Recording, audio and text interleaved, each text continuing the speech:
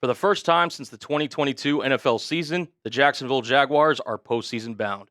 Welcome into this episode of Jags Now by Chat Sports. I am your host, Cullen Brown, and on today's show, we'll give you a full preview of Jaguars-Bills ahead of the AFC Wild Card round, along with some injury news headed into Wild Card weekend. Guys, welcome in to Jaguars Now. It's a new channel here at Chat Sports. We are officially launching our campaign to cover all 32 teams across the NFL, and we got a Jaguars channel now. But I want to make sure we get some new subscribers because we want to cover the Jaguars every day, daily, the latest news, rumors, everything around the Jacksonville Jaguars. Help us get to 200 subscribers today.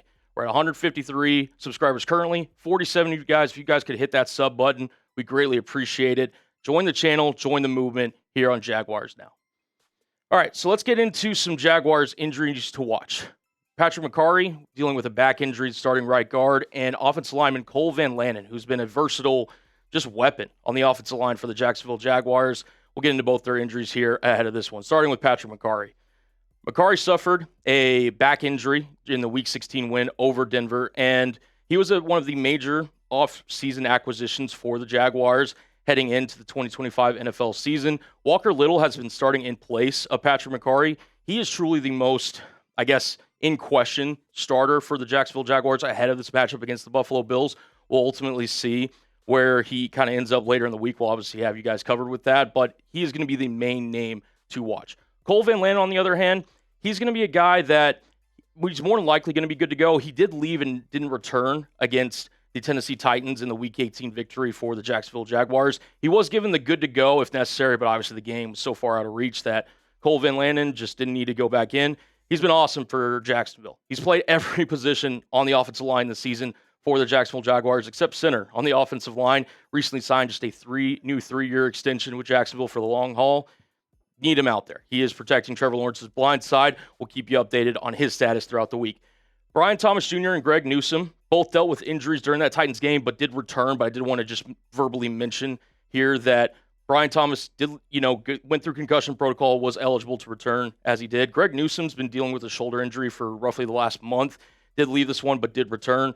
Their injury statuses will also be kept up with during the week, but just wanted to kind of, mention that here. I don't expect either one of these guys to miss next week, but on the just side of, hey, they will probably show up on the injury report this week. Just wanted to make that clear for you guys at home. For the Buffalo Bills side, Maxwell Hairston. This is a big one. Their former first-round pick out of Kentucky suffered an ankle injury versus the Jets in Week 18. Head coach Sean McDermott did label Hairston as unlikely to play in this one.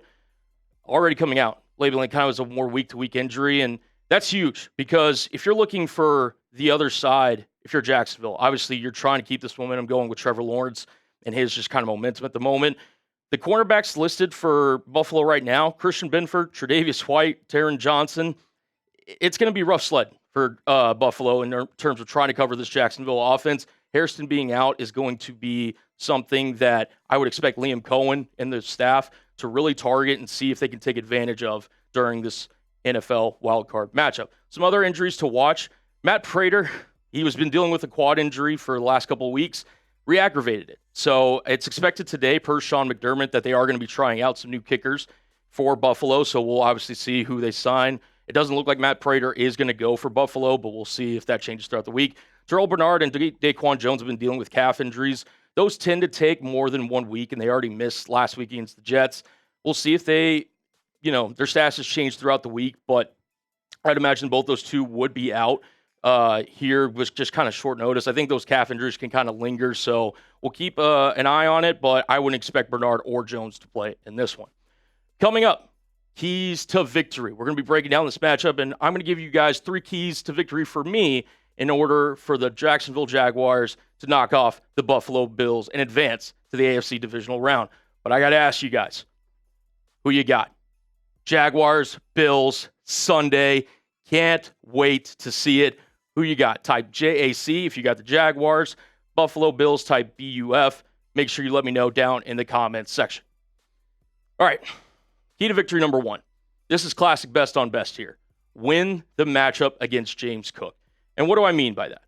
Well, if you look at James Cook's stats here in the 2025 NFL season, he was the NFL's rushing leader. And I think, no doubt, the most productive weapon for Josh Allen and the Buffalo Bills this season. He, as you see on screen, had over 1,600 yards on the ground, over 5 yards per carry, also added nearly 300 yards through the air. He is their most dynamic weapon. Now, in turn, the Jaguars, they finished the season leading the league in rushing for the first time in team history, allowing a franchise low 85.6 rushing yards per game. The Jaguars are the third team since 2000 not to allow a 75-yard rusher in a single game for an entire season. I mean, listen, if you limit James Cook's effectiveness, which ultimately that is the main goal, if I am Anthony Campanelli and the Jaguars coaching staff, I'm trying to slow down James Cook at any means necessary. James Cook is going to be a guy that they're going to feature in this offense. You're not going to be able to stop him, but if you can limit his effectiveness and force the Bills to play behind the sticks, force them into second and third and long, potentially even fourth and long situations where maybe McDermott will have to choose if he wants to be aggressive or not, that is going to be beneficial for Jacksonville in order to win this game. Key to victory number 2. This goes really for every team, but especially for the Jaguars. Limit penalties and mental errors. During Week 18 versus the Titans, they had 12 penalties for 93 yards.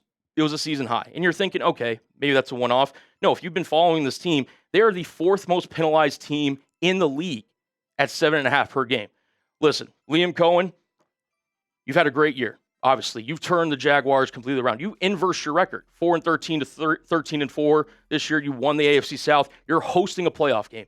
Now is not the time to ignore the little details because Liam Cohen, this team is special. This team really has a chance to compete for an AFC, just to win the AFC outright and to potentially get to Super Bowl 60. You've got to make sure you're toned in on the little details. It's key for every team, but especially for Jacksonville if they want to knock off a team like the Buffalo Bills. Key to victory number 3. And this one, listen, goes without saying. You're going up against Josh Allen and the Buffalo Bills. Trevor Lawrence, your quarterback, has to continue to play at a high level. During this Jaguars 8-game win streak, which is the second longest in the NFL, Trevor Lawrence has played some of his best ball in his career. Nearly 63% completion percentage, over 2,000 yards. He's totaled 24 touchdowns, and you don't see it on screen, but only has 1 fumble. So he's 24 total touchdowns to 6 turnovers, a 4-to-1 touchdown turnover ratio, and he's just been absolutely balling. And after this Week 18 win against the Titans, if you guys were to see it, the Jaguars actually changed their Twitter profile picture to this. He's, throwing on the grill, entering his, Florida boy, as you were, and he's just showing his confidence, and he's showing his true just self and just really, gaining just momentum ahead of the playoffs and really just kind of feeding off the team and just, the ride that they're going on. And I think Trevor, is going to need to play with that confidence, need to play with that swagger if he's going to be able to compete with Josh Allen. Listen, you've done all the hard work. You've got to the point where you win the division, you host a playoff game here in the divisional round. You got to be able to finish it. Now is not the time to have a stinker. Trevor Lawrence has to continue to ball for the Jacksonville Jaguars. I'm going to go with a score prediction here, and I do think the Jaguars are going to pull it out.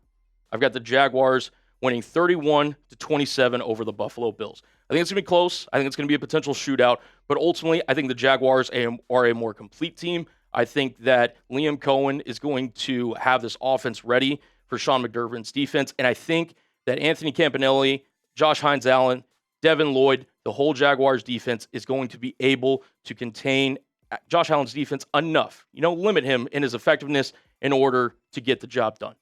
Thank you guys so much for tuning into this episode of Jaguars Now by Chat Sports. Help us again get to 200 subscribers. We'd really appreciate it. We're trying to get it to the point where we're at daily videos here on the channel. If you guys want to represent Duval and everybody here at Chat Sports, hit that sub button and let's go Jags.